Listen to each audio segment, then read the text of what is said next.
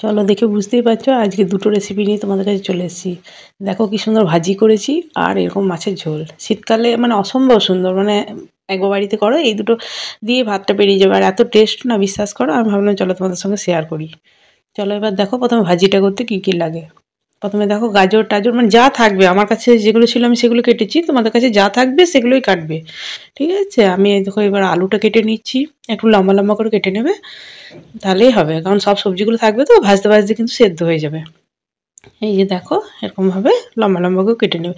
আর হ্যাঁ, যদি আমার চ্যানেলটাকে ভালো লাগে তো লাইক সাবস্ক্রাইব শেয়ার করে পাশে থাকা বেল আইকন বাটনটাকে অন করো। কেমন লাগছে অবশ্যই কিন্তু কমেন্ট বক্সে জানিও। আর যারা এখনও সাপোর্ট করোনি তারা নিশ্চয়ই একদিন সাপোর্ট করো। আর দেখো কেমন লাগছে। চলো এবার রেসিপিগুলো দেখে নাও। এই যে দেখো মটরশুঁটি ফটরশুঁটি ব্রোকলি, তারপরে মানে সব কিছু বাচ্চাদের জন্য খুব উপকার, আর খুবই টেস্টিও হয়। শুধু উপকার নয়, হেলদি শুধু নয়, মানে খুব টেস্টিও কিন্তু। চলো এবার দেখো এখানে আমি যা কিছু ছিল সবই মোটামুটি ক্যাপসিকাম থেকে ইয়ে থেকে সবই কিন্তু কেটে রেখেছি। এবার এই ভাজাটা কিন্তু ভাজতে সাদা তেল লাগে, ঠিক আছে। সাদা তেলের মধ্যে দুটো শুকনো লঙ্কা দিয়ে দিয়েছি, লঙ্কাটা একটু ভাজা ভাজা হবে। তারপর আমি সব কিছু দেবো। প্রথমে দেখো ফুলকপিটা দিলাম, তারপর ব্রোকলিটা দিলাম। মানে কপি জাতীয় জিনিসটা একটু ভাজা হলে দেখবে বেশি টেস্ট হয়। তাই প্রথমে আগে আমি ওইগুলোকে একটু হালকা ভেজে নেবো, তারপর আমি সব কিছু দেবো। এবার দিচ্ছি দেখো ক্যাপসিকাম দিলাম, বললাম তো বিনস টিনস যা থাকবে সব দেবে, ঠিক আছে। এবার দেখো মটরশুঁটি দিয়ে দিচ্ছি, খুব সুন্দর লাগে, মানে দারুণ সুন্দর। এটা আমরা কোথায় খেয়েছিলাম জানো তো, তারপর থেকে আমরা ভাজি এটা আমরা ওই যখন উড়িষ্যা গিয়েছিলাম, ওই পুরী ভুবনেশ্বর, তখন আমরা এই ভাজিটা আমাদেরকে ওই রেস্টুরেন্টে যেখানে খেয়েছিলাম সেখানে দিয়েছিল, খুব ভালো লেগেছিল। আর তারপর থেকে আমি বাড়িতে বানাই এটা। এবার দেখো গাজর আলু দিয়ে দেখো এরকম করে, মানে কোনো কিছু দেওয়া হয় না, কিন্তু খুবই টেস্টি হয়, বিশ্বাস করো। আর ওইটাকে মানে আরও টেস্ট বাড়ানোর জন্য আমার মেয়ে আবার যেটা করে সেটা দেখাবো দেখো শেষের দিকে। হ্যাঁ, সেটা করে। তোমাদের কেমন লাগলো তোমরা জানাবে, আর তোমাদের যদি ওরকমভাবেও খেতে ভালো লাগে তো তোমরা ওরকমভাবেও কিন্তু খেতে পারো। এবার দেখো বাঁধাকপি দিয়ে দিলাম, দিয়ে একটু নাড়াচাড়া করে আঁচটা কিন্তু বাড়িয়ে রেখো, কারণ কি সব সবজি পড়বে তো, তো সেদ্ধ হয়ে গেলে কিন্তু ভালো লাগবে না। আঁচটা বাড়িয়ে বেশ ভাজা ভাজা মতো হতে হয় যেন সবজিটা, এটা খেয়াল রেখো। হ্যাঁ, বা ঢাকা মাখা দেওয়ার কিন্তু খুব একটা প্রয়োজন পড়বে না, কারণ আমি কিন্তু ঢাকা মাখা কিছু দিচ্ছি না। তো দেখো এরকমভাবে বারবার বারবার নেড়ে চেড়ে কিন্তু ভাজতে হবে। এবার দেখো সামান্য একটু হলুদ দিয়ে দেবো, আর নুনটাও দেখে দেবে, কারণ সবজি তো একটু বাদে কিন্তু হেজে কমে যাবে, তখন নুনটা কিন্তু বেশি হয়ে যাবে। তাই সবজিটা প্রথমে নুনটা প্রথমে কিন্তু দুম করে অনেকটা কিন্তু দিয়ে দিও না দেখে পরে। নুনটাও কিন্তু মানে মিডিয়াম রেখে দিও, তাহলে সবজির যে মিষ্টতা আছে সেটা কিন্তু ভালো লাগবে। এবার দেখো এরকম করে নাড়াচাড়া করে করে করে করে ভেজে নেবো। এই যে দেখো কত সুন্দর ভাজা ভাজা হয়ে এসছে, আর কিছুক্ষণ বাদে আমার কিন্তু সবজিটা রেডি হয়ে যাবে, কারণ আর বেশিক্ষণ কিন্তু আমি ভাজবো না। দেখো খুব সুন্দরভাবে কিন্তু ভাজা ভাজা হয়ে গিয়েছে, দেখে বুঝতেই পারছো। তবে কিন্তু তেলটা খেয়াল রাখবে, একটু বেশি লাগবে, আর সর্ষের তেল নয়, সাদা তেল দেবে, ঠিক আছে। এই যে দেখো কি সুন্দর ভাজা হয়েছে, দেখো দেখে বুঝতে পারছো তো যে কি সুন্দর ভাজা হয়েছে। এইবার দেখো সেওয়ান সসের তো আমি ভিডিও তোমাদের কাছে করেছি অলরেডি, তোমরা দেখেছো। সামান্য একটু সেওয়ান সস নেবে, আমার মেয়ে বলে, আমরা সেটা করি না। তো অনেকে মানে চাইলে পরে সবজিটার সঙ্গে মিক্স করেও নিতে পারো, নাহলে ও কি করে ভাতের মধ্যে প্রথমে আগে সেওয়ান সসটাকে হালকা করে মেখে নেয়, তারপরে এই সবজিটা দিয়ে মেখে ভাতটা খায়, দিয়ে বলে কি চাউমিনের মতো লাগছে। ও ভাত খেতে খুব পছন্দ করে না। তো তোমাদের কেমন, তোমরাও যদি চাও তো ওরকমভাবে করতে পারো, যদি কারোর মনে হয় যে হ্যাঁ সত্যি ওরকম লাগছে তোমাকে জানাবে কিন্তু। এবার চলো মাছের ঝোলের রেসিপিটা করছি। এবার মাছটা দেখো দিয়ে দিয়েছি বাটিতে।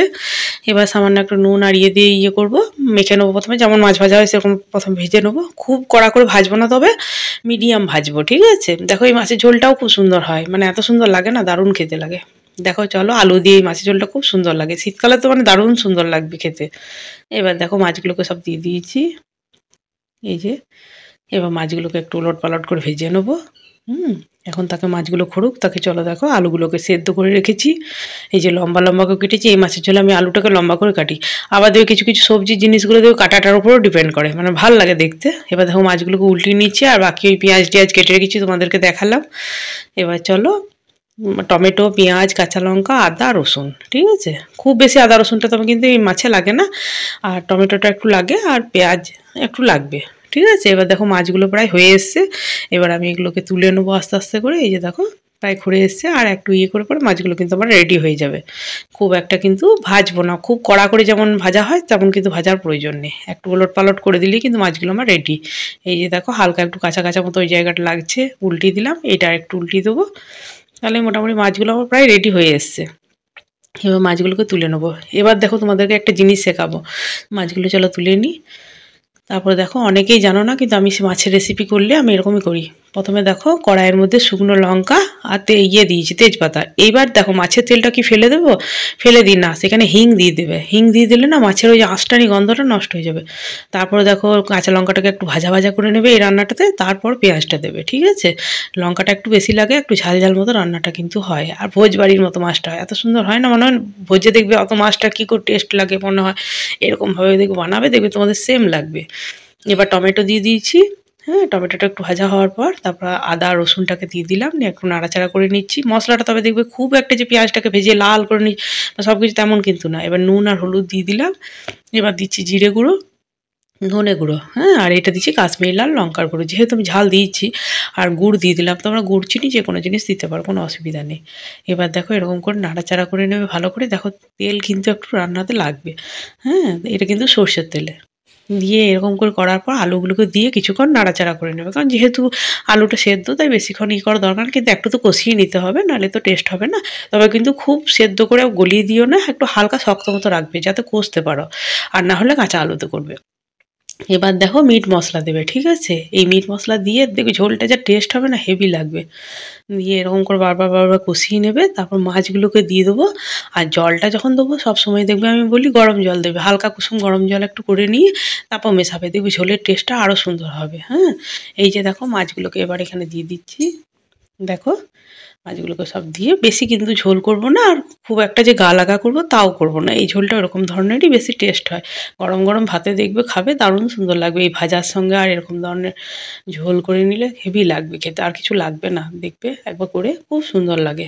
এই যে দেখো জলের পরিমাণটা আমি এরকম দিয়েছি, বেশি কিন্তু খুব যে ঝোল ঝোল হবে তা হবে না। একটু ফুটে এলে ধনেপাতা দিই আর দিয়ে নামিয়ে দেবো, আর একটু আর ফুটে গেলে। এই যে দেখো ধনেপাতা দিয়ে দেখো ঝোলটাও কিন্তু হালকা হালকা করে ফুটে এসছে। এবার আর একটু ফুটে যাবে, তারপরে কিন্তু আমার রেডি হয়ে যাবে ঝোলটা। হ্যাঁ, বেশিক্ষণ আর টাইম লাগবে না। এরকম ধরনের ছোটোখাটো সিম্পল রেসিপিও দেখবে কিন্তু খুব ভালো লাগে, যেগুলো আমাদের প্রতিদিন নিত্য নতুন ঘরেই হয়। আমি ভাবলাম চলো তোমাদের সঙ্গে তাই শেয়ার করি এই রেসিপিটাও। এটাও খুব সুন্দর লাগে, এরকমভাবে মাছের ঝোল বানিয়ে দেখো, দারুণ সুন্দর ভাতে লাগবে। তোমরা অন্য সবজির সঙ্গেও খেতে পারো, এমন নয় যে আমার ওই ভাজিটা করেছি বলে ওইটা দিয়েই খেতে হবে, তা নয়। যেমন মানে একটা সবজি দিয়ে করো তাও দেখবে খুব সুন্দর লাগে এটা খেতে।